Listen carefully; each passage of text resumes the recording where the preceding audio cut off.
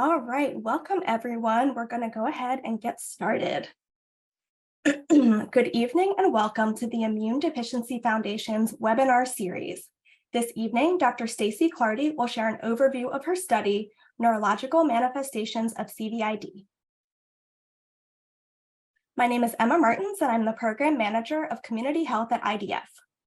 On behalf of the Foundation, I'd like to thank you for joining us this evening. For over 40 years, IDF has served as the trusted organization in the PI community by providing accurate and timely information, resources, and support for those living with PI. IDF is dedicated to fostering a community empowered by education. We want you to remember that IDF is committed to our community, serving you as a trusted resource through the use of technology and innovation. We are here to give you the tools and information to become empowered and offer you our compassion, understanding, and support to emphasize that you are not alone on your PI journey. Before we get started, I would like to point out a few housekeeping items to keep in mind for today's webinar. This evening, we are using the Zoom webinar feature. Attendees should be able to see the slides and our presenter and be able to hear us both speak. Attendees will not be able to activate their video camera or their microphone. There will be the opportunity for questions after the presentation. You are welcome to submit any questions you have for our presenter as you think of them throughout the session. We kindly ask that questions are relevant to tonight's webinar topic. Please type them in the Q&A box in the control panel on your screen. Please do not include any personal health information, as all questions will be anonymous and read aloud. A brief disclaimer. Please remember the information presented during this meeting is not intended to be a substitute for medical advice, diagnosis, or treatment. We are here today as a trusted source and friend to provide you with information. Always seek the advice of your physician or other qualified health provider with questions concerning a medical condition. Never disregard professional medical advice or delay seeking it based on information presented during an educational event.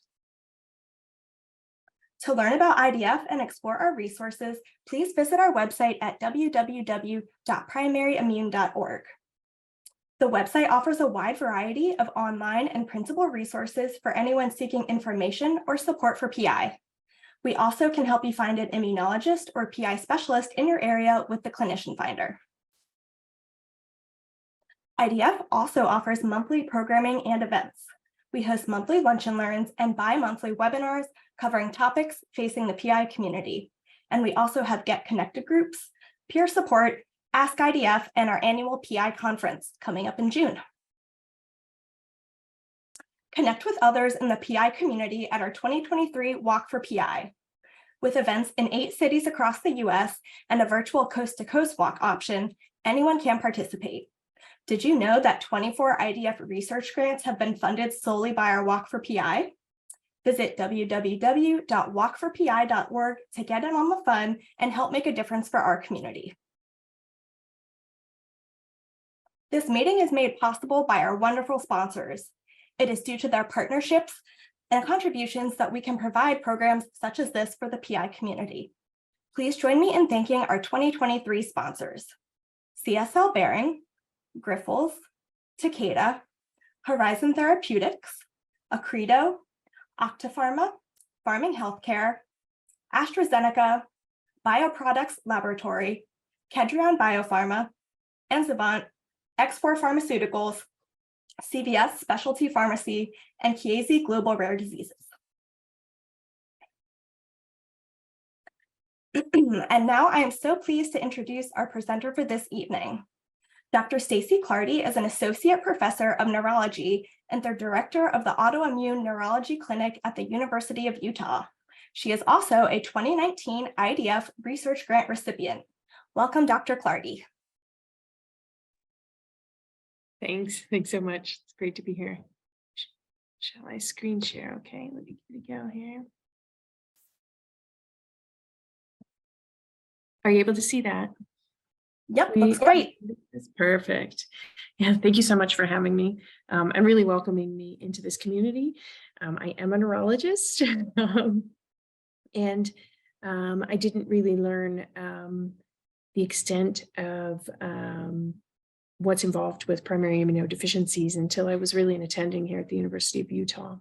And it was there that I realized, I think it's fair to say as neurologists as a whole, we don't really get much training in this and probably really would benefit from learning more. So I'll jump right in. I'm excited sort of for the questions at the end because I probably have more questions than all of you for the community. Here's my disclosures. I am a neurologist. I do run our major podcasts for our association, the American Academy of Neurology, and I'm running an international trial right now for a disease even more rare than primary immunodeficiency. The rest are really not too relevant. So the first question that may have occurred to you is what is a neurologist doing talking about immunodeficiency, right? And it's a great question. And so I'm going to take you a little bit through that and then talk about the project that IDF generously funded to sort of do more of a look at what role neurologic symptoms may have in association with specifically CVID. So I'm going to start with a case, a wonderful patient that I saw several years ago in my autoimmune neurology clinic, was referred by several fantastic outside clinicians. I think it was 4. I think there was a pulmonologist, a rheumatologist, an ophthalmologist, and I'm forgetting who the 4th was, who sent this patient to me sort of to serve as a tiebreaker for them. So as a 41-year-old male, he had new facial swelling several months prior, and he had undergone a really nice, rigorous workup. And in that workup was a chest radiograph that showed non-necrotizing granulomas consistent with sarcoid on the radiologist's report. And shortly after the facial swelling, he then developed a tremor. It was a postural tremor of his right upper extremity with really what we call a dystonic tremor in neurology, meaning he had a tremor of the hand, but he had pulling of the face, and sort of it would all coalesce together. The pulling would worsen the tremor. And this is an unusual thing to just sort of happen out of the blue, even in a neurology clinic. And then 2 months after the facial swelling and 1 month after the tremor, he had visual change and was diagnosed with a bilateral optic neuropathy, presumed to be sort of inflammatory, so really reduced vision suddenly. And then he developed subsequently some ringing in his ears and associated hearing loss. And then was also, again, he's only 41, diagnosed with atrial fibrillation. So it was really a busy 6 months, unfortunately, for this gentleman, partaking in a lot of medical appointments. And as I alluded to, he was sent over to me because he had several specialists and docs, and they said, look, we're confident in the diagnosis of sarcoid here, because they had done a biopsy that also came back consistent with sarcoidosis. But what we're not sure about is how to treat it. And we tend to think the neurologic symptoms take precedence in directing the treatment. They tend to be the most serious. So would you treat him at this point because he seems stable, or just monitor, right? And so I thought this would be really the fastest appointment of my day. I was sort of leaning toward, I would probably treat this because he's had involvement of the eyes and we'd want to preserve vision. He had already undergone some treatment at the outside hospital, a 6-month prednisone taper. But by the time he was referred and was seen in my clinic, he had been off of prednisone and had nothing else to impact his immune system in the prior 6 months. And I just checked some basic screening labs that I tend to get in the habit of always checking before thinking about giving anyone any immunomodulatory therapy. And many of you on this call probably could have guessed, but these results really took me by surprise. His serum IgG was 153 and his serum IgA was 17. Many of you may know that prednisone can transiently lower your serum IgG level, but certainly not to this extent. It's certainly not after you've been off for over 6 months and also impact the IgA level. So significant drop. So this caught my attention. I do remember it was late at night when I got this result. I immediately started sort of emailing around. And I've sort of put up for you here the time course. And this was sort of what I was putting in those emails I was frantically sending, trying to really put this whole picture together to figure out what was going on for this gentleman. And I think a couple of things really stood out to me. When I had first met him, as I used to do for everyone I asked, like say, hey, do you get sick a lot? And he said no. And I kind of just left it there. And then I compiled really what we just went over. In the midst of this, he had also sort of had a spinal fluid examination, and that was mildly abnormal as well. So really just a lot of things going on. And what I wasn't able to do in the moment was sort of put together, but I wanted to, was put together maybe one underlying etiology instead of several diagnoses, all going wrong for this gentleman. And it was ultimately when those immunoglobulins came back that I got set off on the path of, oh, this could be CVID, but could it explain everything? And really what I concluded based on researching in the literature was that no one was comfortable saying it was explaining the neurologic involvement. And I thought, well, but what are the odds it all happened sort of around the similar time and it's not related? That doesn't make sense, right? I guess I'm more of a lumper than a splitter, as we call it in medicine. I would really prefer to think there was a process driving most, if not all of things that happened so close together. And so that led me to really meeting with our immunologists, who at the time it was Harry Hill and Adi Gundalapalli, two very famous sort of docs, who walked me through this and said, yeah, this gentleman has CVID, and we can explain some of these things. And I was also struck by the fact that the outside reports were so certain that this gentleman had sarcoid that they put it in the report, right? Generally, a pathologist will describe what they see and not say sarcoid, or a radiologist will describe what they see but not say sarcoid, and that was really a cautionary tale to me too, right? Like, had I settled on the sarcoid, or had we not fortuitously checked the immunoglobulins, we would have profoundly immunosuppressed this gentleman, and that certainly could have been fatal for him, right? And then I started asking around with my neurology colleagues the next time we all got together, sort of the people that I really respected the most in the country, and they didn't seem to have a depth of knowledge of this CVID and how we might be making mistakes in diagnosing people with sarcoid and suppressing them. I wasn't really impressed that this was. At first, I thought it was just me. I didn't know. I must have missed that day in neurology class. But then it turns out I didn't think the field was really familiar with this. And that, of course, sort of shook me to my core, like how many of these are we missing? And so I learned a lot from this patient. I continue to learn a lot from him, actually, including things that you already know, right? So the criteria for CVID.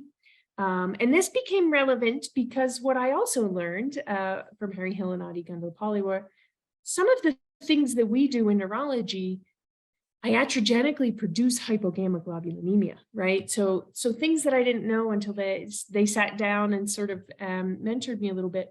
A lot of seizure medications, so anti-seizure medications that we use, things like gabapentin and Lyrica, really almost all of our seizure medications can induce a significant, at times, very significant hypogammaglobulinemia that could mimic CVID. And so that just reinforced to me even more the importance of checking immunoglobulin levels in patients before I really do anything as a neurologist, not just immunosuppression or immunomodulation, but also perhaps seizure medications, or we use seizure medications to treat neuropathy, neuropathic pain. So that was a big lesson to me there. And then the other thing I highlighted in red, when I dug around in the literature, and they kindly gave me some great papers on it by Stephen Jolls was one that I really enjoyed reading his papers, a nice summary for someone who wasn't necessarily an immunologist. 25% of patients diagnosed with CVID have an autoimmune disorder, right? And this struck me. And I pulled this figure, this sort of sketch of a human from one of Stephen Jolls' papers. But what you'll notice here, and what I noticed here, was we almost sort of stop at the neck, right? So there's a rhinovirus, an infection, where we all know colds and sinus infections, but there's no mention of the autoimmunity or inflammatory conditions above the neck. And I kind of thought to myself, well, look how many there are on this diagram. Surely they don't stop at the neck, right? Surely the nervous system must be involved here, right? But really he was doing a comprehensive review of the available literature, and there just wasn't much out there. And I, of course, dug in a little bit too. And everything I could find was about how sometimes an acquired infection could spread to the nervous system, but that was really most of it. And so this really got me thinking, and I would just talk more and more to Adi and Harry. And I remember that, the reason I think that they began to mentor me was after that first patient, I started checking the immunoglobulins much more regularly and intentionally. And I found a lot, right? It would turn out that some of them were because they were on seizure medications, but others were CVID ultimately. And I'll never forget Adi calling me up one day. It was really how I met him. And he said, look, I've been here for 20 years. What are you doing in your clinic? Neurologists don't send me patients. And I said, I don't know, but they all seem to have these immunoglobulin problems. So it was beginning of really putting together for me what you all know, and that is the dysfunctional immune system, right? It's not an immunodeficiency per se, but it's an immune system that sometimes doesn't attack when it should. And so you get infections, but also attacks when it shouldn't. And so you really develop autoimmunity. And then, so this is another case, right? So many of you may have heard of, this is a specific type of CVID, right? Because there are no doubt hundreds of actual genetic sort of causes that have an end result of a diagnosis of CVID. And so CTLA-4 deficiencies were sort of the next ones that were in my clinic, and I became involved in the care of a couple patients there. Then CTLA-4 tends to run in families, and so their family members. Very quickly thereafter, accidentally diagnosed another CTLA-4 deficiency patient in the hospital who came in, and they consulted autoimmune neurology because the patient was simultaneously infected and inappropriately inflamed and attacking, right? And so this, to me, I then realized this is a great analogy for neurologists, right? And so I've used this one now. Whenever I get the opportunity to speak to a large group of neurologists, I would try to slip in CTLA-4 deficiencies, because CVID is sort of, right, this large category that, again, we're not really taught so much about in our neurology training. But CTLA-4 deficiency, or CTLA-4, really the action of in the body, is becoming increasingly relevant to neurologists, and I'll tell you why. If you have a deficiency, especially genetic deficiency, then you will land at a CVID diagnosis probably at some point during your journey. And this genetic mutation in particular, there is data and there are reports of significant neurologic involvement. So recurrent tumefactive lesions, so large lesions in the brain that can mimic a multiple sclerosis picture. Cerebellar ataxia has optic atrophy again, so affecting vision. And then leukoencephalopathy is sort of a maybe a generic term we use in neurology for just white spots, significant amount of white spots on the brain, hyperintensities on MRI. And so this one captures the attention of neurologists. And what's sort of moreover why it's more relevant, because CTLA-4 deficiency patients aren't everywhere, even though some days it seems that way in the neurology clinic, the autoimmune neurology clinic. But this is a very pathway that has become interesting to pharma in treating cancers, right?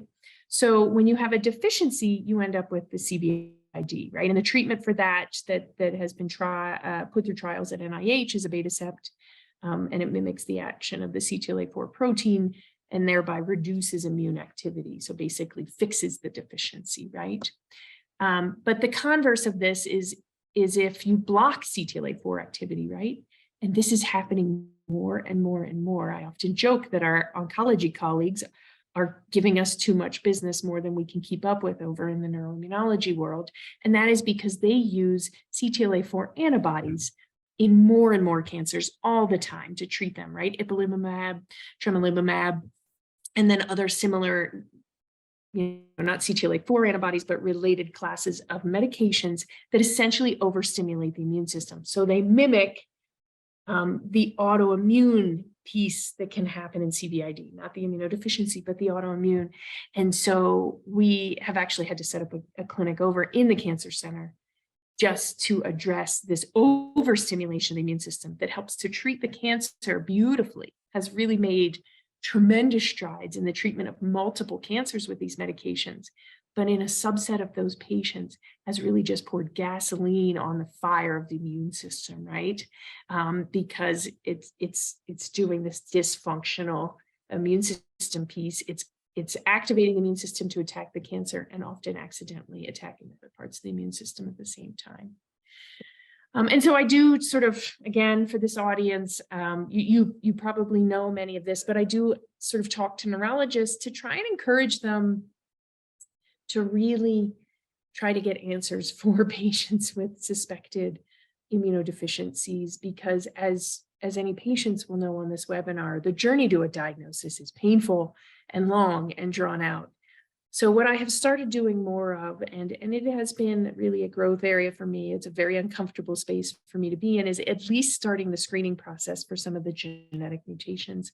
As the price of the genetic testing has come down significantly, I can sometimes at least get a screen of 500 genes covered entirely for free or otherwise quite inexpensive, to at least get started, because as many of you know, getting in to see a geneticist or genetic counselor in many parts of the country is a year or more wait. And so I will at least start here to see if there's anything obvious, that's a clue. And in fact, one of my CTLA-4 patients had a heterozygous mutation, right? It wasn't enough. It was like half the mutation needed showed up on the screen, but the phenotype was 100% consistent. And I was able to get her into NIH to sort of expedite and minimize the cost burden, right? So that they could continue the evaluation. And we saved time there and probably quite a bit of money, because as any patients can tell you, this is not an inexpensive diagnosis to have. And so I do try to do this from the neurology perspective. This is just my piece of, hey, I learned a lot. I recognize that none of us were really taught this. We need to be. And so sort of raising awareness. I think the more awareness we raise amongst neurologists, and I'm picking on neurologists because I am one, but it's really all of the specialties outside of infectious disease and immunology, right? All of the specialties could benefit from awareness of CVID. But this is one thing that neurologists can do. And it's really quite easy, right? If we ask a targeted family history, if we look at what's in front of us, and if we view this more holistically than just the nervous system and just say, treat the headache alone, right? So that brings me to all of this education that I received from my patients and from Adi and Harry here at the University of Utah. I finally said to them, well, okay, so thank you for seeing all those patients that I'm loading your clinic up with. But then they started returning the favor and saying, you know what, I have this patient they maintained a large cohort of CVID patients, and they said, I have several patients here who I think would benefit from a neurologist. I don't know if it's related or not, but goodness, this patient has striking neurologic symptoms. Will you see them? And so the back and forth led us to the question of, okay, how common is this, right?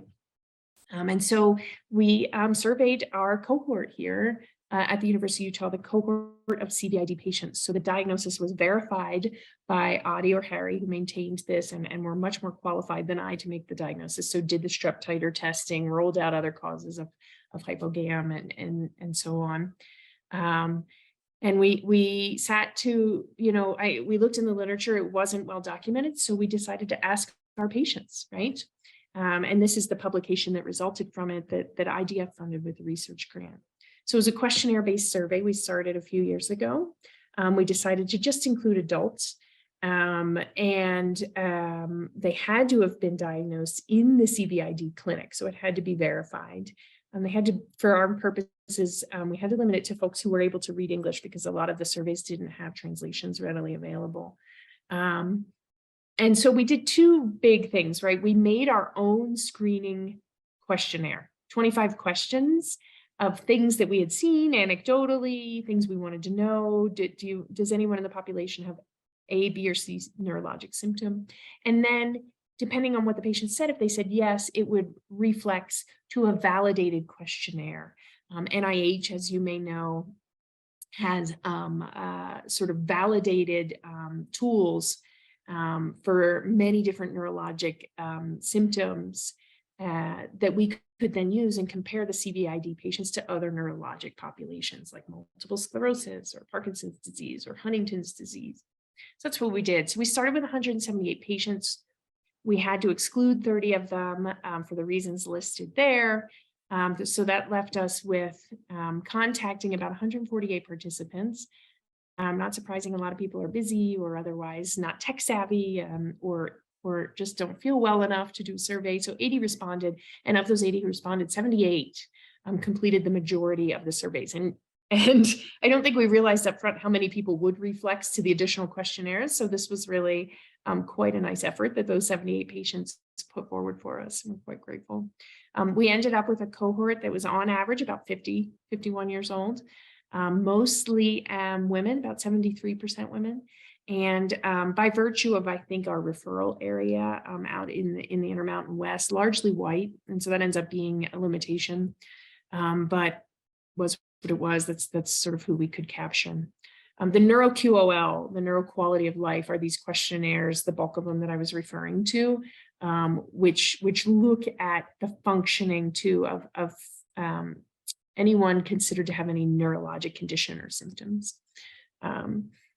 So this is a lot. I'm not going to try to walk you through the entire paper. It's available free. We did it sort of in an open access journal, thanks to the IDF grant, so that people could readily access it. It's not behind some sort of academic firewall. But the bottom line, and I circled in yellow, that I hope you can take away is that the burden of neurologic symptoms in CVID is more than we anticipated, and it's significant, and it is across a wide variety of neurologic symptoms. In some cases, you can see on here, for those of you who are really good with statistics, sometimes people with Huntington's disease had more significant, late stage Huntington's disease had more significant neurologic symptoms, which we would expect. But sometimes that was the only category that had more of a burden of neurologic symptoms. So that really underscored to us, oh my goodness, like we should be picking up on this more than we are. It shouldn't be that this questionnaire is really what drove it home for us. And so here is easier to understand, I think, to digest the patient-reported neurologic symptoms. So the numbers in parentheses are the percentage of those we surveyed, so those 78 people, who had any of these, what we consider neurologic symptoms. And we went in sort of most common on the upper left of your screen down to sort of the epilepsies in the bottom right being the least common. But even there, I want you to see that of our population, 10 out of 78 had seizures or epilepsy, right? These are things that are not appreciated by neurologists.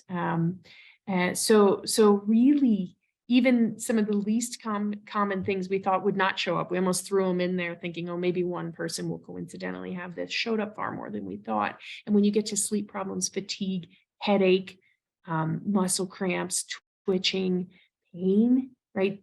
I guess for patients on this phone call, maybe this isn't surprising. For us, this was very telling, because all of a sudden we're going, oh my goodness, but are all of these patients seeing a neurologist? Because we don't think they are.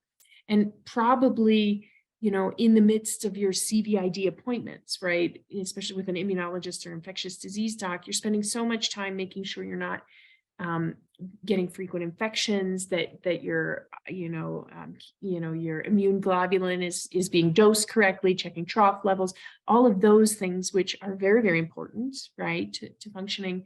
But probably all of the visit time is really dedicated to that. And so do we even get to asking about these neurologic questions? Probably not, right? And is it framed in such a way that the primary clinicians managing CVID are focusing on realizing they need to ask about this and perhaps refer more frequently to a neurologist who can symptomatically manage, right? And make sure that some of these symptoms are not related, say, to one of those mutations that much more commonly manifest with central nervous system or peripheral nervous system components as a main driver of symptoms.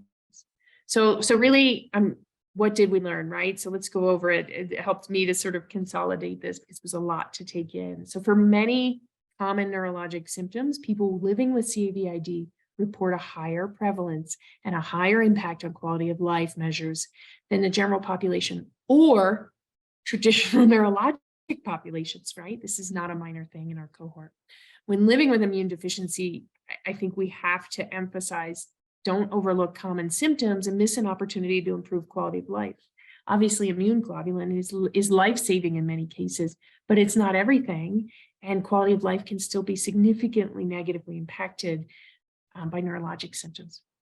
And given the impact of these neurologic symptoms, we need to screen patients with CVID for the presence of these symptoms and offer referrals, or focus on the easy symptomatic management thing that any clinician can do. Might not need to see a neurologist, but we need to ask, right? We need to bring it up more. And then finally, this wasn't so much from the study, but again, what did I learn from my colleagues here at the University of Utah? A lot of medications that neurologists prescribe may affect the immune system, and specifically the total IgG. And so this is more from when I'm talking to my colleagues as neurologists, and I think we're slowly getting better at this. We need to be checking baseline levels of immune function. So that's lymphocyte subsets, that's quantitative immunoglobulins, that's checking an SPEP for the presence of monoclonal or polyclonal proteins. In relevant cases, looking at the spinal fluid, and sort of going that extra mile before we prescribe medications that in neurology we think are sort of standard, don't have to worry about them that much, like seizure medications. As I alluded to, there are certainly limitations, right? This was a single center study. Certainly we pull from a large geographic area with our CVID patients here, but it's a single center study. And we were relying on patient report, right? So that's a plus and a minus, right? So now we get at what matters to our patient population, but we did not require that everyone surveyed had a neurologic evaluation. They just had to have been seen and verified in the CVID clinic, right? Because we didn't, in essence, that's a strength again and a weakness. We wanted to see how much was out there. So we weren't going to require that they saw a neurologist. We just want to know if maybe they should. And it's a single time point, right? We did not continuously survey people over time. We just did it once. It was a fair amount of work. And so we didn't want to ask them to do it repeatedly. So what next is sort of my question for you, right? What I work on is expanding education of neurologists. Perhaps our most amenable target within neurology as a whole are the autoimmune neurologists and the neuroimmunologists, right? The people who already have a stated interest in the immune system and how it functions, and perhaps our neuroinfectious disease docs as well. But really, anytime I get a chance to talk to any neurologist, I will bring this up. And as we have in every field, increasing access to medications that can profoundly suppress or modulate the immune system, everyone needs to be doing a really thorough check up front, right? And this is not something that was done in neurology historically. It simply wasn't. We didn't have access to medications that significantly impacted the immune system. And so those medications came first, and perhaps the learning of neurologists, what they need to do for safety, has lagged a bit behind the availability of the medications. I think we're catching up a lot. I am being unfair to neurologists. I can pick on them because I am one, but really this, I'm sure, as any patients can attest to, applies to all docs that they see. We all have to be a little bit more systemic in order to understand what's going on with CVID. We cannot be locked into our specialty organ system, right? Or we're going to do a disservice to CVID patients. And then maybe we need to, pick on our immunology, our infectious disease docs, and say, hey, don't forget, even if it's just a quick minute, hey, do you have, what other symptoms are really affecting your quality of life? Do you have headaches or any other neurologic symptoms? Just throw it out there, right? And yeah, all clinicians, I will say this is why, and the diagnosis of CVID takes so long to get to for so many people. And that is that first patient I told you about. I said, do you get many infections? And he said, no. Well, that's the wrong way to ask the question, because I think many people with CVID are so accustomed to getting 3 to 4 sinus infections a season, or urine infections, or doesn't everybody get an infected sort of skin lesion every once in a while, right? And so when I did dig deep after I talked to my infectious disease colleagues and sat down and did a focused infectious review of symptoms. How many sinus infections have you had in your life? How many times have you had pneumonia? How many times has your skin become infected? How many times have you had antibiotics in the last 5 years? Wow. Then all of a sudden, my minimizer of a patient, it was very clear that he was being infected an abnormal number of times in abnormal systems. But so many patients, again, maybe it's because the symptoms they're coming to see me for are driving so much of what has motivated them to come to the clinic. They're minimizing infections. And so when I do diagnose CVID in the neurology clinic, it's after I take this sort of infection history, and it drives me to do a more comprehensive workup. So all clinicians, I think, really need to be trained to take a better history focus. But that's my soapbox. Also, I put the picture back up here again. I'm going to have to email Dr. Joels and ask him to go above the neck. But of course, we don't have that much data yet. But hopefully soon we'll have more attention to this. And so reviews of CVID will be much more inclusive of the central, peripheral, and autonomic nervous systems, because my sense, anybody can argue with me if you disagree, is that there's a lot of involvement and that it has a significant impact on quality of life. So my question for all of you is, what do you want? Where do we go from here? What are the next steps? And of course, thanks for letting a neurologist come and speak to the Immunodeficiency Foundation group and for supporting our work. I am hopeful that it's a small step forward. But yeah, please, ideas for what next, and how do we do this, and how do we disseminate this, and do you find it to be true in your experience as well? Wonderful. Thank you so much, Dr. Clardy. That was fascinating, and I'm so excited for the Q&A. We have lots of great questions. Just give me 1 minute to pull my slides back up. All right, thank you so much. All right, again, my name is Emma Martins, and I'm the Program Manager of Community Health at IDF. And leading us through the Q&A, we have Dr. Stacey Clardy from University of Utah. A friendly reminder that if you would like to ask anything during the Q&A, to please enter your questions in the Q&A box at the bottom of your Zoom screen. All right, so Dr. Clardy had great timing, and we have just under an hour for Q&A, so we're going to get through as many questions as we can, and we're going to just go in order. So, first question for Dr. Clardy. This individual asks, do you know of any correlation between Parkinson's disease and my CVID diagnosis?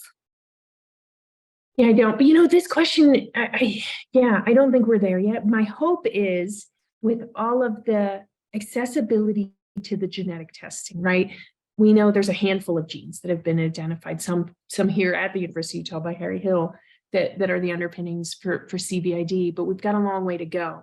And so to get to a correlation like between Parkinson's and CVID, a rare immunologic condition, somewhat rare, not so much, it's increasing in frequency of diagnosis of Parkinson's. I don't think we're there yet. I don't know the answer, but those are the exact questions that I ask, right? And I do think probably as the genetics moves along, we'll get closer to understanding some of that when you get a cohort of, just like they've been doing with the CTLA-4 patients, when you get the researchers interested in that particular mutation and they start building the cohort with that mutation, they can then say, oh my goodness, and look, so many of these patients have had really abnormal MRIs of the brain. Isn't that unusual, right? That's where that answer is going to come from, and we're not there yet. So I don't know. Thank you, Dr. Clardy. Apologies if you can hear the thunder in the background. It just started storming here, so sorry, everyone. All right, next question. We have a few folks asking about autonomic deficits and peripheral neuropathy. And is that common in people with CVID? In my experience, my single center experience, yes. And the question is, what's driving it? But, in neurology, we divide the nervous system into three main components. Central nervous system is your brain and spinal cord. Peripheral nervous system is the nerves from the spinal cord out to the tips of your fingers and tips of your toes. And then the autonomic nervous system, or what I like to joke and call it is the automatic nervous system, is the one that innervates the gut, that does things that should happen automatically that we shouldn't have to think about. So prevents you from getting dizzy when you stand up, because it tells your heart, ooh, pump harder, faster, because we need to go further uphill. And if it doesn't work, you get dizzy and you get pre-syncopal when you stand up. When you're outside working out, it says, oh, like push some hydration to the skin so this person can sweat so that they cannot overheat. And so likewise, if it fails you there, then all of a sudden you're passing out, you're having heat exhaustion with minimal exertion. Pupil size is another one. So photophobia. If the autonomic nervous system, when you walk outside, does not immediately constrict your pupils, you get photophobia, which is really painful exposure to bright lights because your pupils are not constricting appropriately to limit amount of light going into the nerves. So things like that are the autonomic nervous system. And yes, at this stage, again, with where we are in our understanding, I can say that I see a lot of autonomic nervous system involvement in CVID patients. We're fortunate here to have an autonomic testing lab in our neurology clinic. So does that bias it and make it more apparent to us? Perhaps, but certainly it's there. Peripheral nervous system, likewise, so many causes, excluding CVID, of peripheral neuropathy. And so there's many pathways for a CVID patient to get to peripheral neuropathy. Peripheral neuropathy is divided into sort of axonal, demyelinating, large fiber, small fiber, right? Small fiber is the painful one where you can't, feels like it's burning in your skin. You can't stand to have the sheets over your feet. Large fiber is where you don't really know where your feet are. So you're tripping a little bit, you get numbness, if you're in the shower, you kind of maybe lose your balance. So many ways for CVID patients to get there. Let me give you one example, like malabsorption related to the CVID sort of enteropathy can cause low B12, which can give you a large fiber neuropathy. So that's like low hanging fruit. When I sort of suspect that, I'm always checking the micronutrients in the CVID patients. Common things being common, if you have diabetes, a hemoglobin A1C above 5.8 is enough to get you started on a peripheral neuropathy. So there it could be, this is just a common thing and you have CVID, right? So many pathways, but I will say, yeah, when I ask, it seems to be there when I see the CVID patients, and it'd be tough to say, but again, I feel, and my sense is it's a bit more than in some other patients we see, but hard numbers, we don't have them yet. Thank you, Dr. Clardy. All right, this next question, how do you prevent acute disseminated encephalomyelitis in a PI patient after a viral infection? Oh, that's yeah. Tough one. If I only had my crystal ball. So I think so ADEM, as we call acute disseminated encephalomyelitis, the way to prevent it in someone with, and I say dysfunctional immune system, this is the language I use when talking to my colleagues, is to prevent the infection whenever possible, obviously, right? You might be aware that one of the ways we treat ADEM is steroids, but also IVIG. so at least on the bright side, it's easier to get IVIG approved in the CVID population. We can't get it for our other patients. So it's hard to know. I will tell you, in the neurology world, how we look at ADEM is changing quickly. And the biggest reason for that is an autoimmune condition driven by an antibody, and the condition is called MOGAD, and the antibody is MOG, M-O-G, and that stands for myelin oligodendrocyte glycoprotein. And these are autoantibodies, so pathologic antibodies. Normal people should not have them. And what we have found, especially in the pediatric population, when you look at the old historic ADEM cohorts, and they have saved samples on a lot of them. This is work done by Brenda Banwell out of CHOP, Children's Hospital of Philadelphia. When you look at her old saved samples, she went back and analyzed them. About half of the children had MOG antibodies. And so we are now reclassifying that into MOG-associated disease, MOGAD, and appreciating that ADEM, which is sort of a really serious central nervous system condition where we see a lot of sort of fluffy white lesions in the brain that eventually tend to heal and heal quite well in many cases, is sort of related to these MOG antibodies. And so knowing that we test and everyone, the word is getting out among neurologists faster than the CVID word is getting out. We need to test immediately for those MOG antibodies in a readily available test at the major 4 laboratories in the US and worldwide. And if you see that, you would approach ADEM slightly differently. But still, this MOGAD can be caused just like traditional ADEM by a viral infection triggering a primed immune system. Some cases, no. Some cases, it may just be the immune system itself. But in many cases, especially pediatrics, it's a viral. So the best way is to prevent the infections. But I would say, one thing that the immunologist taught me here is really, and hopefully you all do this, is to have your most recent notes from your specialists that you trust printed out. And so as people are beginning to travel again, I was just talking to one of our CVID patients this week who's going to go on a trip, and I'm very excited for them. And I said, okay, great. You have your passport, right? And I said, yeah. I was like, okay, attached to your passport, and I don't care if you have to staple it on there. If you ever use your passport, I want your notes. I want the last note from me, the last note from your immunologist, the last note from your pulmonologist. They go with you, right? That is your passport, and you view it that way. Those are your travel papers. And so at least if there is something that happens, because life happens, infections happen, if you're in an urgent care, if you're in an ER, you're not reinventing the story, and you immediately get what you need. Do you need extra immune globulin? Do you need corticosteroid on top of that? What do you need? You can get it promptly, because that's certainly another huge problem, our rare disease patients have in both neurology and with CVID is getting the antibiotic, right? So we even have cards where I basically say, this is like your give me an antibiotic card. It has my name, my pager. Like, you go to an urgent care, I don't want the talk about, oh, it's probably viral, come back in 10 days. Like, no, you get the antibiotic, right? So we have little cards printed up for our patients here. And I think that's a at least helpful thing to do. If we can't prevent you getting ADEM, if it's from a viral infection, we can at least treat it quickly and speed up recovery. That is awesome advice for our patient community, so thank you. All right, next question. All right, I'm gonna kind of merge 2 of them. This individual wants to know, where is the CVID clinic you mentioned, and do you see other PI diagnoses at that clinic? So it's not my clinic. I'm just lucky to collaborate with them.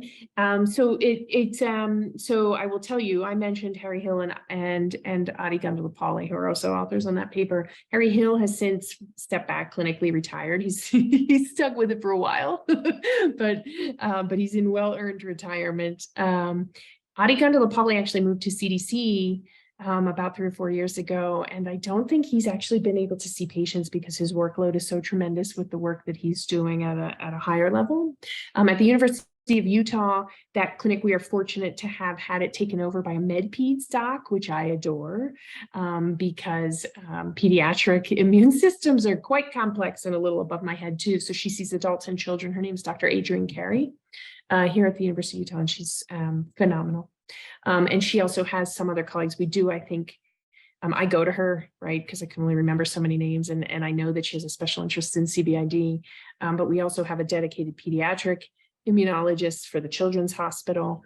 And then we have a few other clinicians sort of in different departments, right? Like, I think Adrienne Carey is infectious disease. We have an allergist, immunologist, right? So I basically have a list of these names, and depending on insurance constraints, geographic location, when we see people at University of Utah, that determines who they go to. But yeah, I don't know if it's so named, the CVID clinic, like Adi had really sort of categorized this population that we did, but the patients are still certainly here. And now we just we do a medical record query to see how many people are in the cohort. And there's a shared philosophy with how to treat all of the patients among the immunologists and the infectious disease docs. Thank you. All right, next question. How do you differentiate POTS and CVID/autoimmune and neuro issues? Yeah, so this is where we're very fortunate to have the autonomic neurology testing lab in the neurology clinic, right? We're very fortunate. There are not many of them in the country. That is run by Melissa Cortez. She's a neurologist, and she has subsequently built it up. So several other neurologists have joined, and these are neurologists who have done, there's actually a very rare fellowship that's available at a few places in the country that you can do called autonomic neurology. The University of Utah is actually starting their own because we've assembled such a cohort of these experts now. So they are neurologists with a special interest in the autonomic nervous system and an ability to use the lab to query objective data. So that lab sorts out dysautonomia from POTS, can detect small fiber neuropathies versus large fiber neuropathies. They can do cardiac sort of responsiveness testing. There's somatosensory sort of evoked potential. It gets a little above my head because again, I didn't do that fellowship, but I have friends who are smart, and they're just down the hall in clinic. And so when these symptoms come up, when I start to query, I basically ask the 5 questions I kind of sort of alluded to earlier, like things getting out. Do you sweat normally? Can you stand up without getting dizzy? Do your pupils constrict? Does your gut move? This gets more complicated in CVID. For patients without CVID, it's a more straightforward question. Which other one? Oh, bowel bladder and erectile dysfunction and the other big ones. So if patients screen positive on most of those, I send them to get the objective data. And also those autonomic docs can do the symptomatic management, the counseling. There are specific medications they prescribe. You're probably familiar with, like Florinef and some others. They get very creative in managing those symptoms once they've sorted out POTS from sort of more general dysautonomia and depending on what symptoms are most problematic. So the short answer is I don't have to do it. I just have to get a gestalt, and then my other neurology colleagues help. It's data is the bottom line. You need data and often like a tilt table to sort it out. Yeah.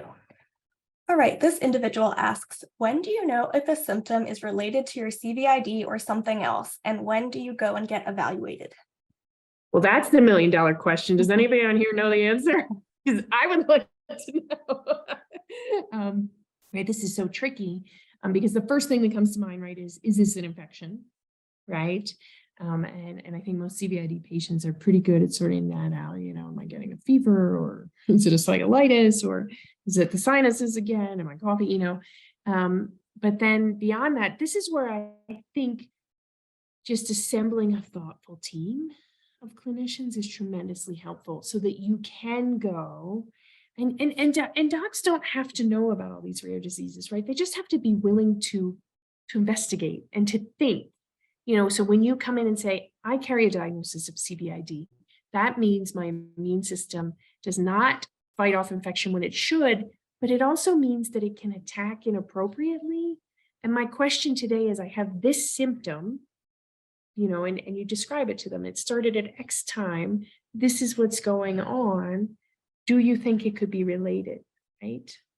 And that when you frame it that way, what you need is a doc who just says, well, I don't know, that's not my organ system. You don't want that, right? You want a doc who goes, well, I don't know, but that's a good question, right? And we'll work with you depending on what it is to figure it out. Because that is the thing, right? We go back and forth. There's such a danger in medicine of what we call diagnostically anchoring. So what you don't want is a doc who blames everything on your CVID, right? Oh, that's just your CVID. That's just your CVID, right? No, because you can get a rare disease and you can get the common ones too, right? And sort of vice versa. You don't want a doc who says, oh, this is just a straightforward classic X, and doesn't consider, like, could that happen in this context of CVID, and could there be something different about it that we need to consider, right? And this is a hard thing for docs. This is a hard thing when you've got time constraints around your appointments, when you're coming from a room where somebody just had to admit to the hospital, you have to, this is the tough part. And this is where it helps to have your advocate with you, right? Someone in the room who if you don't feel like you're being heard, they'll step in and say, well, here's what I'm worried about. This is where it helps to have a list. I think even for the simplest problems, right? Whenever I go with any family member to any appointment, I don't care if it's just for a cold, right? I have a list, right, to stay on task and I let the doc know I have three questions for you today, and I don't wait until the end of the visit, right? So that's where those tools help, and you'll very quickly figure out if you have the right team. That is probably the hardest part, right? Is building your team where you feel comfortable. You need to have the specialists. They're tough. The specialists are tough. I'm talking about myself. There's some self-loathing here because they never have the appointments, right? So I only get to see my patients sometimes twice a year. And so we have a pathway with nurses and everything. So the nurses know to flag when I need to be contacted. But you also need that primary care physician who you can hopefully get in with more often. And so you need all those components to the team. And we're working in a very broken healthcare system. I don't think anyone would say our healthcare system's not broken. So looking at it this way and approaching it strategically, I know it takes sometimes a couple of years to build the team. But that's what you have to do to answer that question. You need the team who's going to help you think about it. So what I will say sometimes to a newly diagnosed patient, when they say, well, how do I know if this is a relapse? How do I know if this is neurologic? Is I say, well, you're going to learn. After about a year, you'll be the expert on you. But for now, if you're not sure, just you call us and we'll tell you yay or nay. You need to go get this test, or you can sit and wait this out, right? Let's figure it out that way. But then sure enough, always, even in a neurology clinic, which is always scary for most patients, if they've had a significant neurologic symptom, after a year, the patient's the expert, and they'll write and say, hey, this is going on. And I write back and I say, like, hey, has that ever happened before? Is that like a pseudo relapse? Is your eye acting up because you got stressed out? They'll be like, yeah. I'm like, okay, well, you can maybe wait a couple of days, versus has that ever happened before? And they're like, no, I've never had my vision affected. I'm like, all right, let's get you in for that urgent eye appointment. The patients always know, but there is anxiety, I think, until you learn that new aspect of maybe your symptoms or organ involvement. So that's how I approach it. Thank you. All right, this individual asks, in your experience, do the neurological symptoms associated with CVID progress over time, or are there flares? Not an immunologist, full disclaimer. I think a lot of what we captured for neurologic symptoms, CTLA4 and those kind of MOGAD aside, the majority were symptoms, I think, and they were symptoms of an inflammatory, dysregulated immune system, right? If your immune system is inflamed, if you're getting frequent infections, it's a setup to get more often headaches, right? So, migraines in general are a super common thing amongst all humans, right? It's probably 20% of people don't get out of this life without having experienced headaches at some point, not their whole lives, but, maybe an epoch of life. So what we do see, though, is if you are inflamed, you're going to get headaches more often and they're going to be worse, right? And so that, I think, just like, and if you're inflamed, fatigue, which, fatigue, I think we need to clearly define. That means you could have gotten a great night of sleep, solid 10 hours, and you're still cooked by like 1 p.m., right? Just done. That's fatigue, right? It's not tired. It is whole body exhaustion and sort of, that's inflammatory, right? Across the board in my neurology clinic, CVID aside, all of the autoimmune conditions have fatigue in the vast majority of people affected. So I think many of those neurologic signs are what we call secondary neurologic symptoms, meaning they are driven by the underlying process. But that doesn't mean we shouldn't be treating them, right? In neurology, we have expertise in treating them. But, one of the first things we do when you come to neurologists is we try and sort out, is this a primary neurologic symptom, like an undiagnosed, clean neurologic diagnosis, like multiple sclerosis or something like that? Or is this secondary? And that's when I'm looking over your past medical history going, oh my goodness, you have CVID. Well, goodness, like, is that under control? Because if that's not under control, that's probably driving these things, right? So, like in neurology, we diagnose sleep apnea like all the time. All the time. I think we're pretty darn good at doing it without a sleep study, but we always get that to confirm because patients come in and they'll say, oh, I have a headache every single day.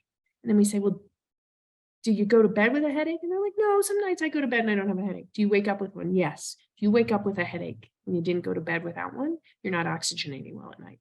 Another thing to really think about if you have CVID lung disease, are you oxygenating well at night? And you might not be snoring. You might just not be oxygenating, right? So we do a lot of diagnosing of that just by asking questions about your neurologic symptoms, even if they're secondary. So I think a lot of them are aggravated when you are flaring per se. I think CVID comes in waves, and certainly an infection gets the immune system all riled up while you're recovering and all of that. And then if you have superimposed autoimmunity, that can have its own sort of separate cycle of flares, right? And I didn't say this anywhere in the talk, but it made me think of it with that question. Emotional stress is one of the biggest triggers, in my experience, for the immune system to misbehave, right? So I will often say, and patients will agree with me, be like, I think you're going to be okay from the cold. I do. I think you're going to rest, you're going to have tea, you're going to do all the things we do, but I do not want you getting stressed out. So if there are mean people in your life, I want them out, right? Like, and I even say, like, around the holidays, you don't want to go see that dysfunctional family member, blame it on me, because you will flare up. So don't do it. Emotional stress, we have no good understanding, but universally, it flares up our patients. I have had patients go into a flare at a funeral, right? Sort of, this is a real thing. And this is where self-care isn't just talk about self-care. Like, this is crucial for when you have a dysregulated immune system. You have to get the toxic emotional stuff minimized as much as humanly possible. Thank you so much. All right, next question. Have you found that treating CVID results in a reduction in neurological symptoms? Some of the things that I just talked about, maybe, right? Like if the CVID, you get that under better control with your immunologist, you get the ideal dosing of the IGs, and then you're getting fewer infections. Then sometimes it's a great way to calm down some of the neuro stuff. Other times, no, it's really two separate arms, if you will, of the immune system. So the case I gave you of the gentleman who ultimately had CVID-associated granulomatous disease, we treated the immunodeficiency, and I didn't really delve into it, but if you're a really fast reader on that timeline, you will see that I was working with obviously with all his docs. So he had a dermatologist, pulmonologist, rheumatologist, neuro-ophthalmologist. He had a bunch of docs, and I was talking to the pulmonologist. They said, you know what, the granulomatous lung disease is getting worse. And I said, okay. And so we thought, well, we can't let this go unchecked. So we should probably treat that. And the treatment for that is to suppress the immune system, right? And while we were fighting the insurance company, we were outright fighting them in his case, to get infliximab, Remicade is the brand name, a TNF alpha approved, which is something we sometimes use for the granulomatous portion. He had an attack on his eye. And that's when I really went, and I told the insurance company that I would readily throw them under the bus, and this was completely their fault because his autoimmunity was getting out of control as they were stalling, and so we were able to then very quickly get the infliximab approved. But then we're walking a very fine line, right? Suppressing the immune system of someone who has a suppressed immune system, right? So it took a little bit. The immunologist was in there, sort of titrating to make sure the IGs were okay. And that's obviously not, immunoglobulins are not dysregulated, or low immunoglobulins are not the only piece that protects you from infection. So for periods of time, we did put him on prophylactic antibiotics, depending on risks environmentally with his job and things, while suppressing. So in that case, his neurologic, and by neurologic in his case, I mean the optic neuropathy, did not calm down until we suppressed the immune system as well. But every CVID patient, because CVID is the end result of so many different possible genetic polymorphisms and ways to get there, every patient has to be treated individually. So for some, just getting those immunoglobulins dialed in and reducing infections, great, cuts down on all of the secondary neurologic symptoms. For others, it's a situation like his where no, we have to really get creative with immunomodulation. But the other thing is too, like the headaches in the CVID patients, we've got a great armamentarium of headache treatments. They work for the CVID patients too. We just have to get them to you. We have to diagnose, yes, you have headaches. Here's how many headaches you're having. Here's the nature, the type, what makes them worse, what makes them better. This would be a good headache treatment for you. And it's not a CVID custom headache treatment. It's a FDA approved treatment for migraine, right? And so they do work. So it's this really, again, avoiding blaming everything on the CVID and not just treating some easy symptoms, right? So it's a mix. Wonderful, thank you. All right, we're going to go to this one next. We're jumping around a little bit. How have your immunology and or neuroimmunology colleagues responded to your study results? Has anyone now referred PI patients to you as the neurologist?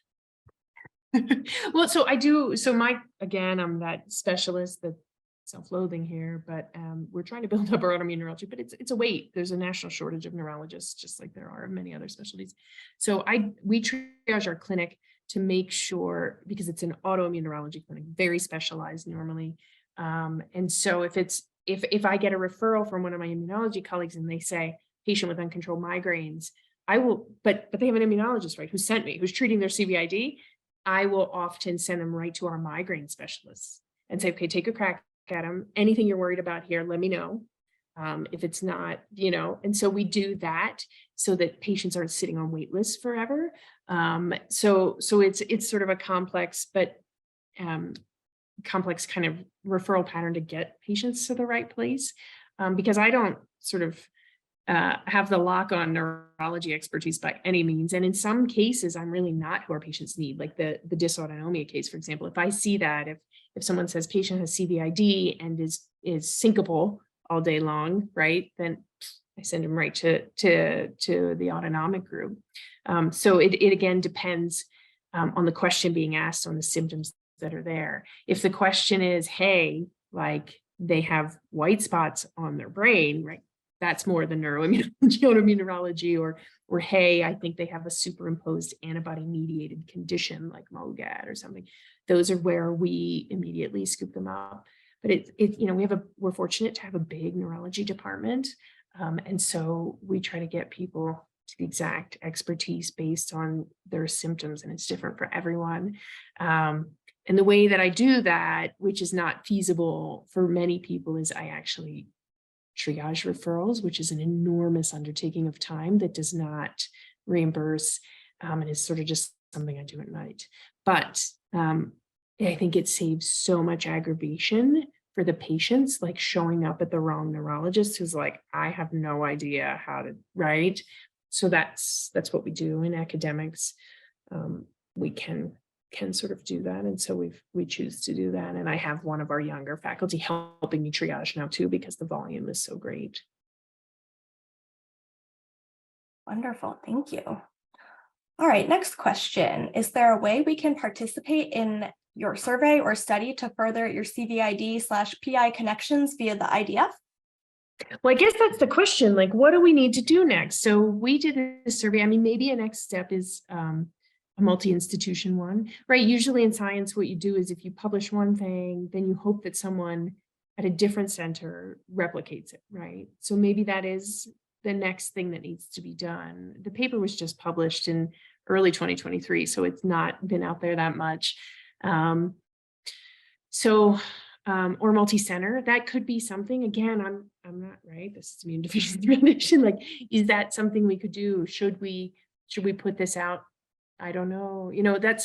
I'm not sure what the next steps are. That's what I want to know. Like, does this resonate? Is this resonating with people on the call? Like, is everybody saying, yes, I have neuro symptoms? Right now we need external validation because it was a single center study. And to be perfectly honest, I was shocked I knew there would be some, right? I had this hunch because I was seeing it, but the amount and the effect on quality of life was a bit of a shocker, I think, to all of us, and a wake-up call. So is that just at Utah? There's only one way to find out. Thank you, Dr. Clardy. All right, next question. This individual says, great presentation. I have developed about 80% of the symptoms in your questionnaire. Cognitive and memory issues have become an issue for me. I have an upcoming neurological eval in June. What is the most important thing I can tell the physician? Don't say my name. Just kidding. Yeah, it's a great question, right? It's a fixed finite time in a neurologic appointment. So this is where the list is going to come in, I would say. And so which ones are affecting your quality of life the most? If you're really concerned, cognition, you mentioned cognition. If that's the number one concern, there are easy measures that we can do as neurologists. So if you say, I am concerned that I have poor cognition out of proportion to what I should for my age, and it's interfering with my ability to function, most neurologists will then ask you a similar sort of barrage of questions like, okay, give me an example. Because sometimes we just get folks in who maybe have dementia in the family and they're anxious. And so they'll say, I misplaced my keys once a week. In which case we're like, anything else? And they're like, no. And I'm like, okay, that's normal. We all do that. Right? So, this is where neurology expertise comes in. And so that, but then sometimes people come in and say like, no, 5 times a day, I walk into a room and I have no idea why I'm there. I left the oven on. I was out driving on a route I'm used to and I got lost, right? Then we kind of ding, ding, ding, right? So concrete examples are invaluable, as is if you can write an advocate, to say, yeah, like she's not doing okay. And give concrete examples. So we can do a very quick bedside screen. We do things very commonly called either the mini mental status or the MOCA, which stands for the Montreal Cognitive Assessment. We can do those in office, right? So if you start saying things and we go, this is not just I'm anxious about my memory for some reason. This is, I don't expect this for this person at this age with this level of education. We can do those screens. That's the first step. If you screen grossly abnormal on those, the next step is usually an in-depth neuropsychological evaluation, which is usually a 2 to 3 hour, I call it the torture test, because they hone in on your weaknesses and they fire in on them to really characterize them well. So no one walks out of a neuropsych evaluation feeling very smart, but it really helps us characterize which pathways and areas of functioning are affected. So that's, so that's like an example of a pathway for what we do, but everything we do in neurology is pretty algorithmic, right? Or if you say headaches, it's going to be those questions I alluded to earlier. How many headache days a month? What time of day? Where in your head does it hurt? What triggers it? What makes it better? Right? Light, sound, all of those things. Do you wake up with a headache in the morning when you didn't go to bed with one at night? Right? So we're very algorithmic. And so you need to prioritize top concerns, appreciate that you might not get through all of them because again, it's overwhelming. The amount of neurologic involvements that some CVID patients have, and so you can't get through it all. And so that's why I'm saying pick those top 3 that are really affecting your quality of life and go after those. Print out my, paper, maybe, right? Because like I told you, this is not something we're taught about. That's why I had to learn from some generous colleagues, print the paper out and be like, I'm kind of afraid this is where I'm at. And I think we're just beginning to understand. And it sounds like sometimes these are primary neurologic things, but often secondary. So can you help me manage these because they're affecting my ability to function? Wonderful, thank you. And I know 2 questions back, I think you were asking, is this resonating with folks? So I just wanted to read a comment that someone submitted because it definitely is. This individual said, I could cry listening to you because I feel so validated right now. Most doctors have given up on me, and lately I have been giving up on me too. So just wanted to share that it is definitely resonating with our community. And thank you to whoever shared that with us. That's really nice. All right, next question. This individual wants to know. Can I say something about the comment? I will say, go ahead. When you're a doc, and this is not making excuses for docs, but I do think it helps to break things down for them. Because I know when, like, if I get ill, right, and people are like, how are you doing? And I just kind of, like all the things, right? All the things. Maybe one fault of Western medicine, how we're trained, or the system where we only have so many minutes.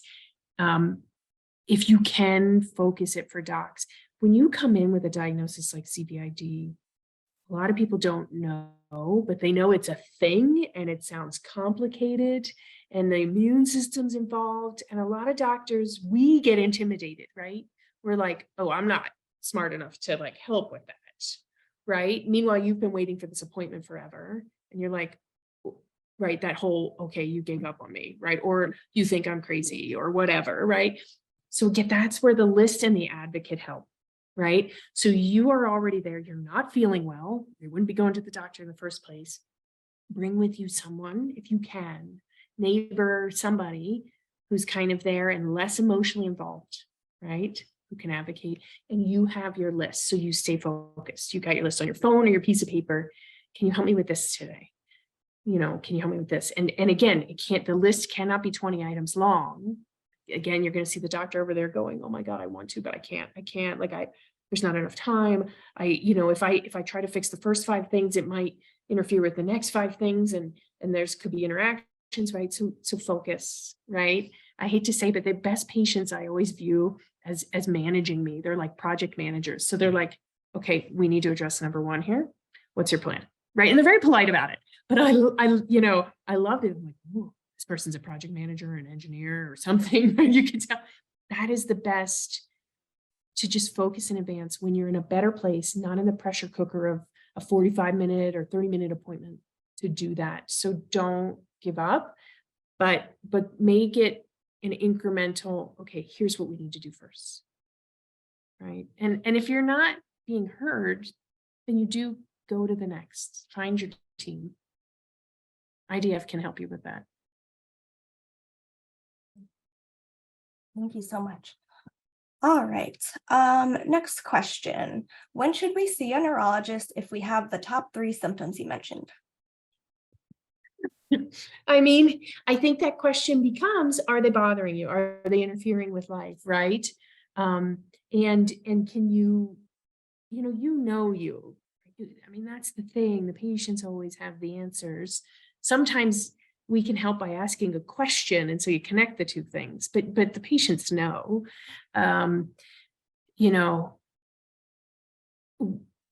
what's driving it is, think about it. Did I always have this symptom, or did this symptom show up at a point in time? Right. Is the symptom worse when I do certain things? And then the real question is, right, this medicine's expensive in this country. So what, the neurologic symptoms are there. I think I hear you saying, yes, that's your experience. Are they the most bothersome things for you right now? Right. Or is it like skin, or is it whatever? Because we get doctor fatigue, we get medical system fatigue, right? So if you have them, are they like in your top 3 things that are affecting quality of life? That's what I always just refocus. Okay, what's the number 1 thing? You go to bed at night and you're like, if I just didn't have this going on, that's where you go first. That's the specialist you go to. That's where you're like, I need you to treat this. Yes, I have CVID. Realize that may be influencing all of it. Sometimes you have to say to the doctor, what if I didn't have CVID? How would you treat this? Right? So you may need to separate it for them and then also bring them back and say, do you think it could be related? Right? But you need to say, what do you do usually to treat this?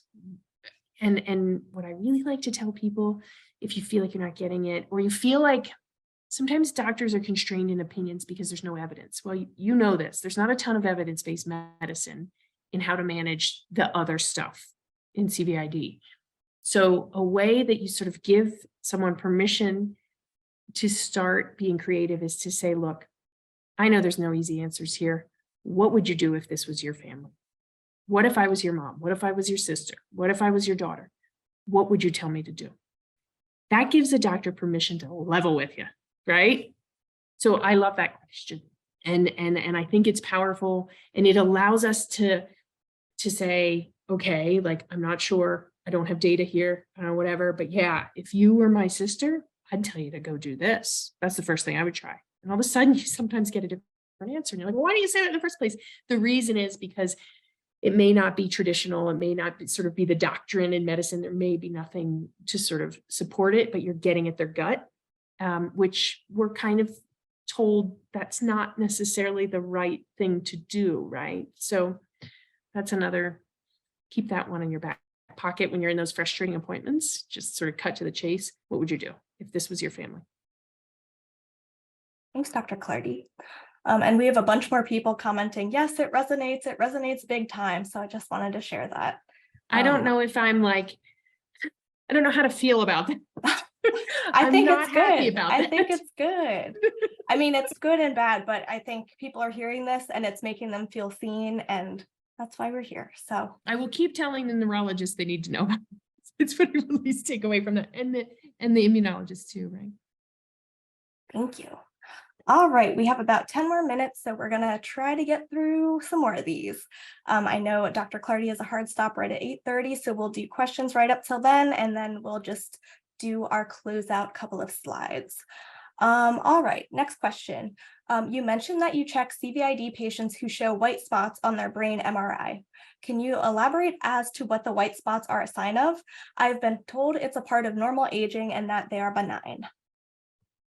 So it sounds like you've seen a neurologist, and so I would take that, right? That sounds like solid medical advice.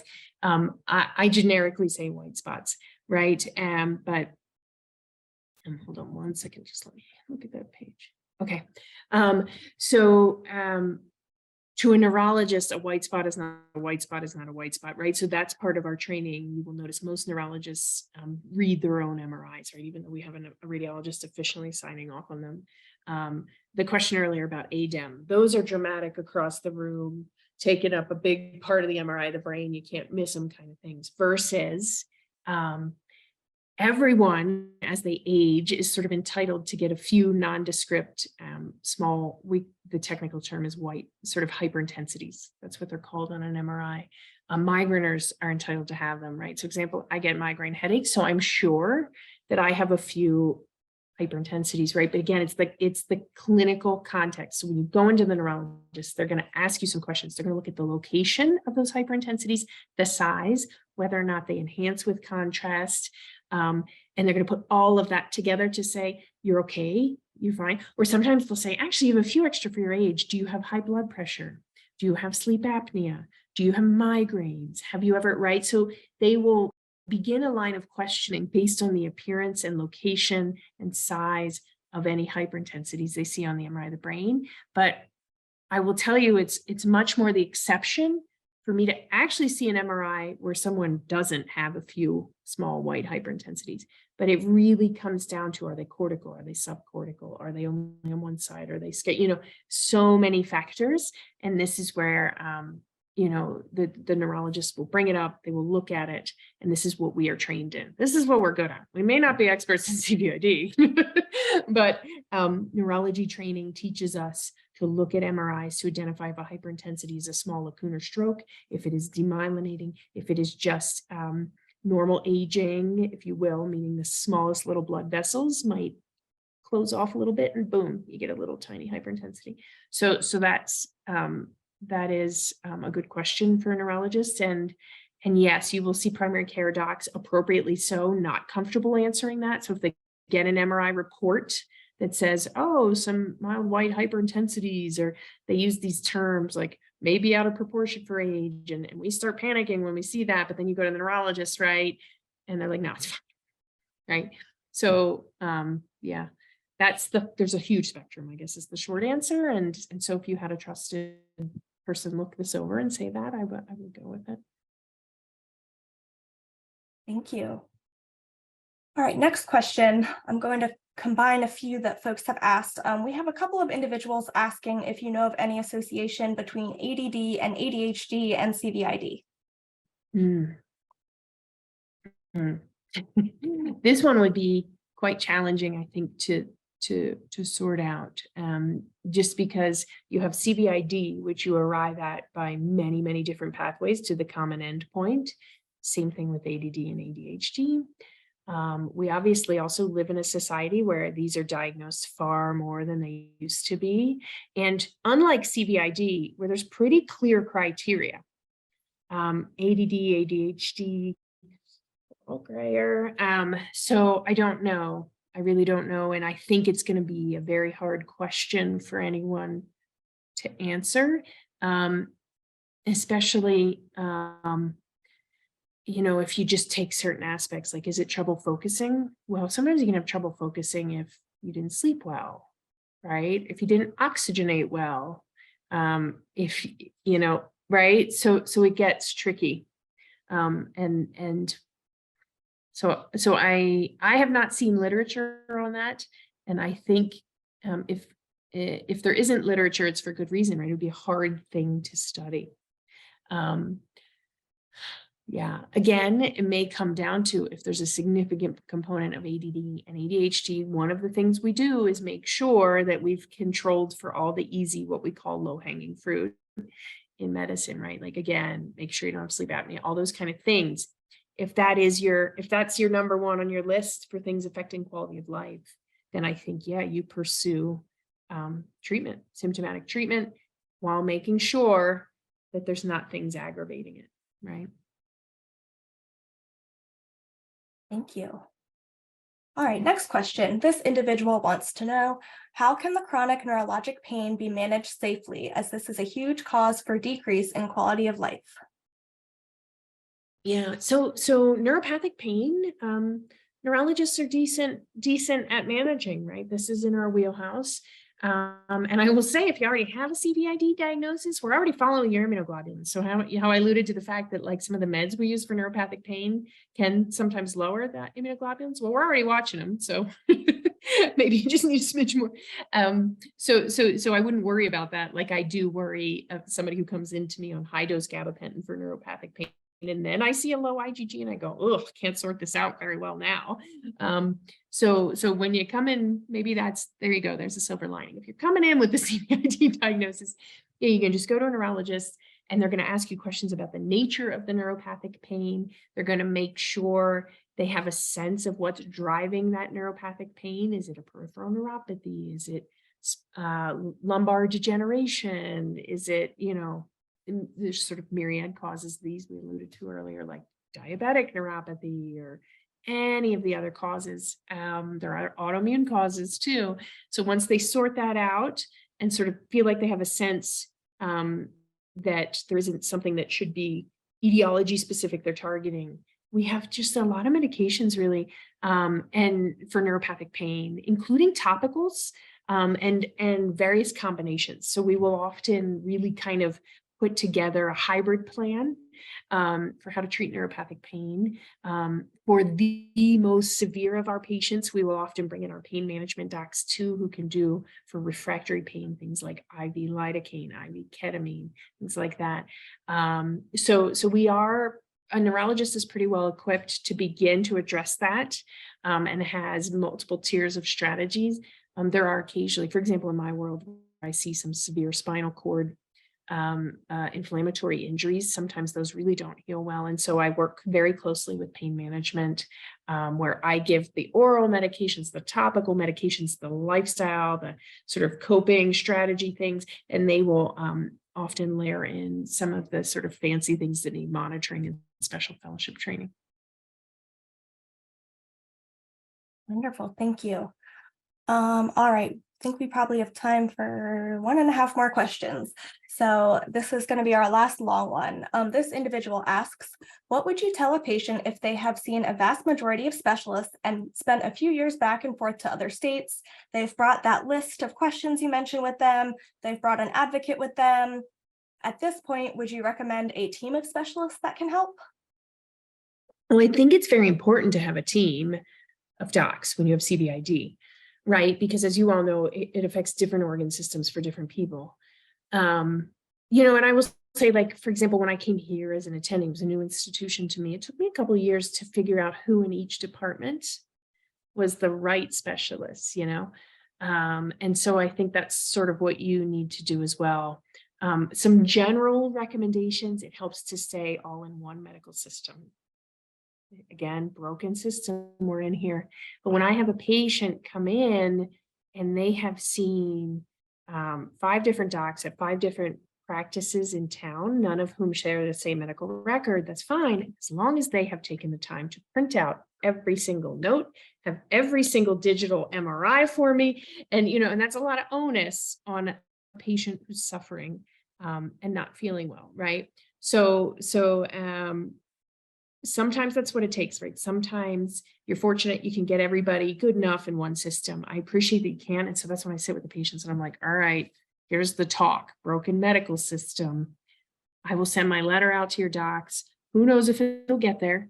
But more of this is going to fall to you to get you the ideal team. And that's when you come with your binder, right? You got to maintain the binder, the dreaded binder, and it gets thicker and thicker. But what that does then is it allows each doctor to efficiently care for you in this healthcare system, which really truly has gone into crisis after COVID. We have lost a ton of doctors. More importantly than that, we cannot employ nurses or medical assistants. So I cannot ask my staff to call every office and get the records. They will quit, and then no one will be there. We just don't have enough, right? So it breaks my heart, but if you're going to assemble a team outside of a single medical system, that is what needs to happen. And that's homework and that's extra, but it will improve your care by leaps and bounds.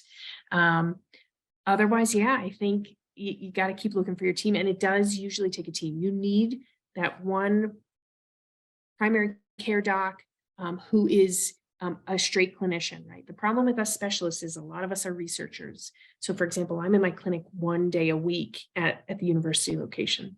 So I tell everybody, okay, I can help you get a primary care doc in our system. And here's my top 5 picks, right? But you need someone who can get you the antibiotic, because you're going to need it. If you get sick on Wednesday and I'm not back checking messages until the next Tuesday, you could be in the hospital by then, right? So we identify that point person.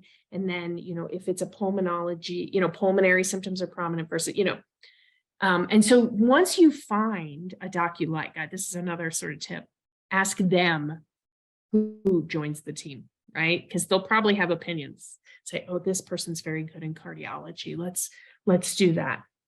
Right. And that can help you build your network sometimes too. So sometimes I have people come into neurology clinic and I send out 5 referrals. And I'm like, I am so sorry. This is going to be overwhelming. More often than not, the patient's like, nope, I'll do them one at a time as I can. But yes, please put them all in, right? As you know, to kind of build it out. And it's usually the CVID patients where I do.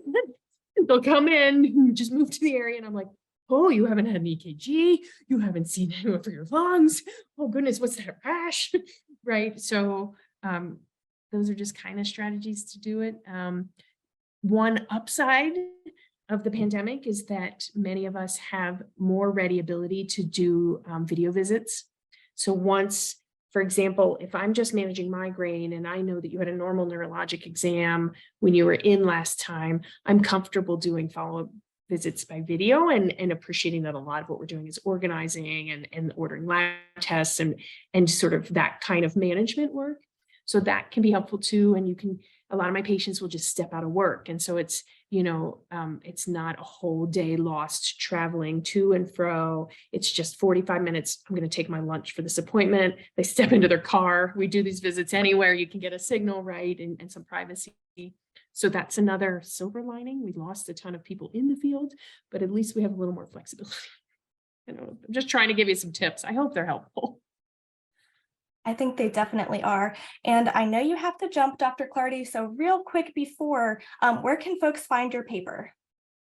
Oh, it is, if I think actually I just checked this. If you Google like Clardy, my last name, Clardy and CVID, I think it comes up. It is published in a neurology journal that's targeted to neuroimmunologists. So the journal is a long name. It's called Neurology, Neuroimmunology and Neuroinflammation, right? So it's a journal they made just for stuff like this, but it's a mouthful. But yeah, I think if you just Google Clardy, CVID, right? Because I'm no expert and there's just really this sort of thing for me. Wonderful. Well, I'm sure everyone is going to go check out your paper. I know I'm going to, and we're really excited to see what more comes of your research. It's much needed and obviously very impactful for our community. So thank you so much. Well, thanks for letting us do it. Thanks for letting a neurologist talk. Appreciate it. We loved having you. Thank you so much. So we're gonna close out and just go through my last couple slides. I know you have someone you need to go pick up, so if you need to go, that's totally fine. But we are so appreciative of your time and your expertise this evening. This was incredible, and I couldn't get through everyone's comments telling you how much this resonated and how much they appreciated it, but countless comments from people. So thank you so much, Dr. Clardy. Thank you. Thanks. Take care. Thank you. Take care. Bye-bye. All right. Thank you so much, everyone, for your wonderful questions. Again, we're sorry we could not get to everyone's, but we'll talk about how you can still go ahead and ask your question after the fact. So we hope you'll remember to take advantage of all the resources we have to offer here at IDF. Again, if your question was not addressed during the program, go online and submit your question to Ask IDF. Just visit www.primary.org/ask-IDF, or you can give us a call at the 800 number on your screen. Check out the IDF Resource Center and our YouTube page to find videos and resources. We have a busy spring here at IDF with lots of great upcoming programs. Next week, we kick off our Walk for PI on April 12th. We have Lunch and Learns in April and May on APDS and congenital athymia. And we have our next in-person education day in Weehawken, New Jersey on Saturday, May 6th. Be sure to follow us on social for the latest news and updates. And we are excited to share this week that registration is now open for the 2023 PI conference.